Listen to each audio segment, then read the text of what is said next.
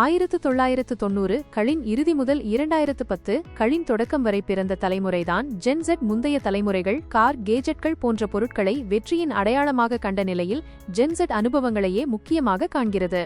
அவர்களுக்கு வெற்றி என்பது சொத்துக்களை சேமிப்பதல்ல, புதிய அனுபவங்கள், தனி வளர்ச்சி மற்றும் வாழ்க்கையை அனுபவிப்பதுதான். பயணம், இசைக்கச்சேரிகள், புதிய திறன்களை கற்றல் போன்றவை இவர்களுக்கு நீண்ட நாள் மகிழ்ச்சியை தருகின்றன. பொருட்களால் கிடைக்கும் மகிழ்ச்சி குறுகிய காலமே நீடிக்கும், ஆனால் அனுபவங்கள் நினைவுகளாக வாழ்நாள் முழுவதும் நிலைக்கும் என்று இவர்கள் நம்புகின்றனர். சமூக ஊடகங்களும் இதை ஊக்குவிக்கின்றன. இன்ஸ்டாகிராம் போன்ற தளங்களில் மக்கள் தங்களின் அனுபவங்களை பகிர்வதற்கே அதிக விருப்பம் காட்டுகின்றனர். இதற்கு பொருளாதார காரணங்களும் முக்கிய பங்கு வகிக்கின்றன.